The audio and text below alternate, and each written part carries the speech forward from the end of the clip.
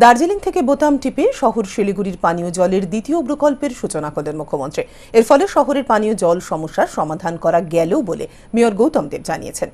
আনুমানিক ৬.৯ কোটি টাকা খরচে গাজলডোবার আরবান ডেভেলপমেন্ট অ্যান্ড মিউনিসিপ্যাল অ্যাফেয়ার্সের পক্ষ থেকে দ্বিতীয় পানীয় জল প্রকল্পের সূচনা করলেন মুখ্যমন্ত্রী দার্জিলিংয়ের ম্যালে সরস মেলার সূচনা মঞ্চে। এই পানীয় জল প্রকল্পের সূচনাকে কেন্দ্র করে বাঘাযতীন পার্কের রবীন্দ্র মঞ্চে উপস্থিত ছিলেন পুর কমিশনার অফ পুলিশ সহ মেয়র, ডেপুটি মেয়র, মেয়র পরিষদ চেয়ারম্যান, বড়ো চেয়ারম্যান, কাউন্সিলর সহ অন্যান্য আধিকারিকেরা। মুখ্যমন্ত্রীর বক্তব্য শেষে অনুষ্ঠানের সমাপ্তির আগে মেয়র গৌতম দেব সংবাদ মাধ্যমকে জানান, মার্চ-এপ্রিলের মধ্যেই সম্পূর্ণভাবে শহরে পানীয় জল সমস্যার সমাধান হবে।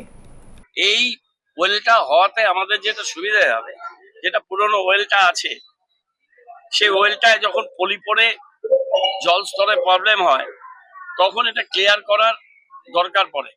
সেই ক্লিয়ারেন্সের জন্য তো ড্রাই করতে হয়, সেই ড্রাই করলে জল পায় না, একটা প্রবলেম।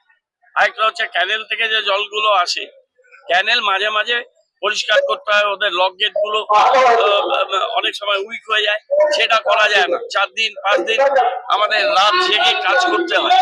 তো এই অল্টারনেট ওয়েলটা আমাদের হয়ে গেল, এখন 2 দিন টাইম লাগবে যে এটা ড্রাই করে এই জলের কানেকশনটা এর সাথে যেখান দিয়ে জলটা আসবে সেটা ওর সাথে করে দেবো। তাহলে এই দুটো ওয়েল থাকলে এই যে ক্যানেলের যে অসুবিধাটা হতো সেই অসুবিধাটা আর হবে না।